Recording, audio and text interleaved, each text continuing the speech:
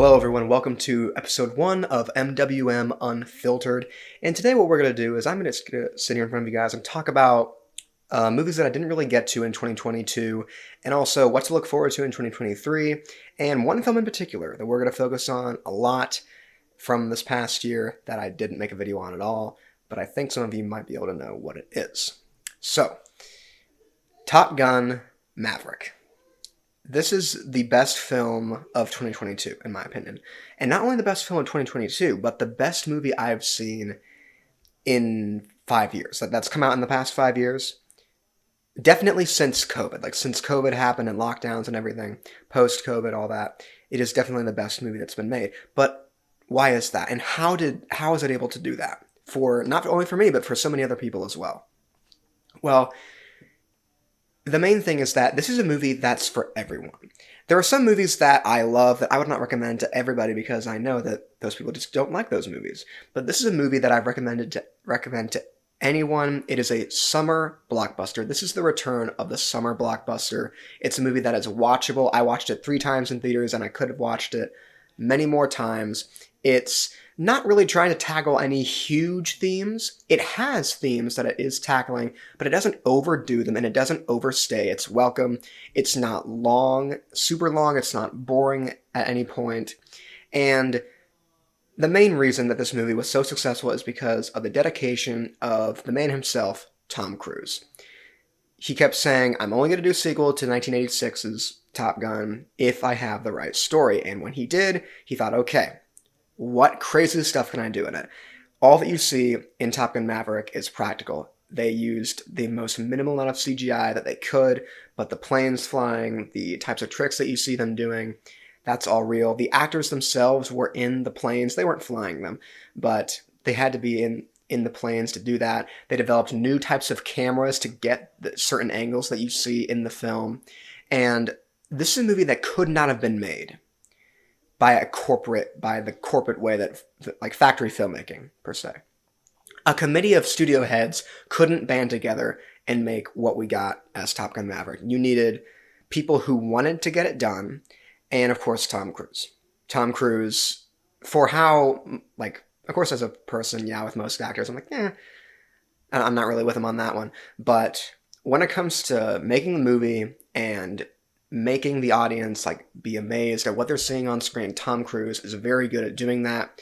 Multiple times he's said that it comes down to how he wants the audience to react to whatever they're seeing. He wants them to be amazed at this insane stunt or this amazing visual aspect of the movie that he's in. So the movie's great. If you haven't seen it yet, you definitely need to check it out. If you can't rent it, you should buy it. You will get your money's worth. It's an amazing movie. If you have a bigger TV, it is better, of course, on a bigger TV. I recently watched most of it on my big flat screen TV in my house, and it was really good. So, for those of you who haven't seen it, go and see it. Do yourself a favor. This is a movie that is great. It's awesome.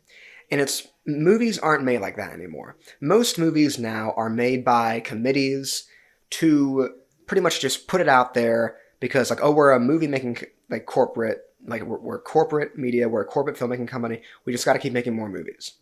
There's nothing wrong with that. Of course, those companies need to make money. I don't want to be that guy that says oh, it was only for money. Of course it was for money. Every movie made is because they want to make money. Yeah. But there is a big difference when you have someone passionately trying to get it done right.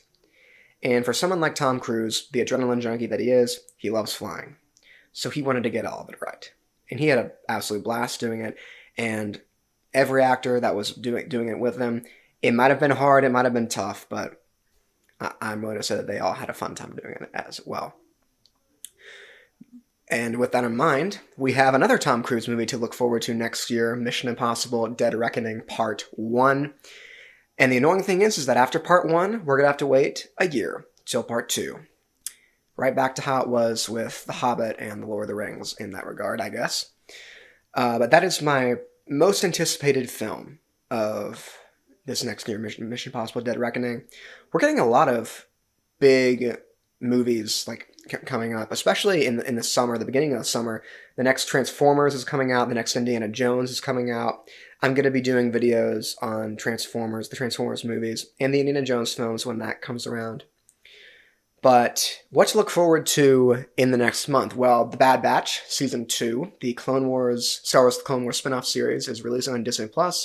I'm going to be doing some Clone Wars-centered videos before I give my full series review of The Bad Batch Season 2 at the end, which is going to be a pretty long time because they're making this season a bit longer than Season 1. So be sure to stay around for that. Let's see. Yeah, so when it comes to, back to what I was saying about they don't make movies like that anymore, with Top Gun Maverick. Movies, like we've seen, anyone who's paid attention at least, like even if you're not a movie person like I am, you would know that a lot of the big franchises have unfortunately been declining in quality. The MCU is the biggest example. Like, even if you're not someone who hates Phase 4 to the end, you can agree that it has definitely gone down in quality. And that's for a number of reasons. I'm not going to give you a full-long video like everybody else has about why Phase 4 has sucked or something like that. But you can tell it's gone down in quality.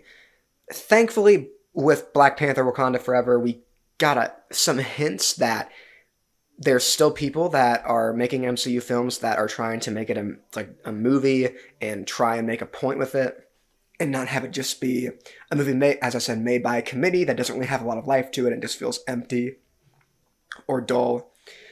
That's always important, I think. You can really tell when a movie has somebody behind it that wanted it to go a certain way, because you will see things in the film that you've never seen before. And with that being said, let's spend a little bit of time talking about the most recent Avatar sequel. If you've seen my quick thoughts on Avatar: The Way of Water, you know that I was positive on it. I'm probably would be a bit more critical about it now if I watched it again, because there were some things that I thought about them like, I did not like that they did that. But I liked it. I'm happy that James Cameron was able to make it.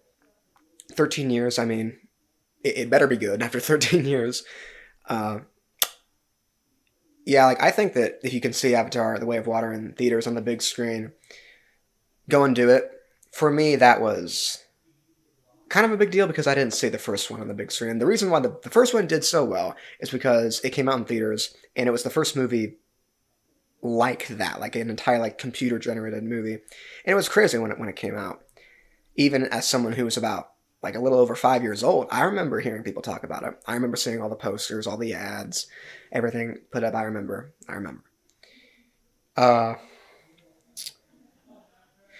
Just because it comes up. So, for me, I'm a movie person, all right? I'm not a TV show person. I'm not going to sit down and watch every season of Breaking Bad, Better Call Saul, Game of Thrones, or, House of the Dragon. There's a few shows that I've gotten into. And this past year, of course, I watched, there were 3 different shows that I watched, actually 4 different shows that I watched. That was Obi-Wan Kenobi, of course, Bad Batch Season 1, I think, was at the beginning of this year. Rings of Power, of course. And I completely forgot about the other one. Okay, well, if I remember, I'll come back to it. But with that, I am going to make a video about this one, how it relates to the Clone Wars and Star Wars. Movies can't get everything done. Movies have to take leaps. And if you're in a big franchise like Star Wars, the movies can't tell everything. And even with George Lucas, he has said that those movies he had a specific thing that he wanted each film to get done. And that how it related to the overall story of course, Anakin Skywalker. So the movies can't get everything done. They can't show everything. And unfortunately, that results in, especially with Revenge of the Sith, there's a lot of leaps in how Anakin can go from being the hero of the Clone Wars, this noble Jedi warrior at the beginning, and then of course he's slaughtering children left and right in the 3rd act. But if you've seen Star Wars: The Clone Wars, that leap per se isn't that big of a deal because you see the slow progression of the character from being someone who just wants to be a Jedi, but then he sees like, oh, the Jedi aren't trusting me, like they're being dishonest and they're not doing what they can do to help people. So that makes more sense with the Clone Wars. And I think with a big franchise, a spin-off series needs to do that. It needs to do what the movies just can't get to. The movies are 2.5 hours, 3 hours. You can only do so much in a movie without it being exhausting and convoluted. We've all seen a movie that's tried to do too much. You know which films I'm talking about. But that's what's great about shows like Star Wars The Clone Wars. Star Wars The Clone Wars is my favorite TV show I've seen of the, few that I've watched. It probably will remain my favorite TV show for a while.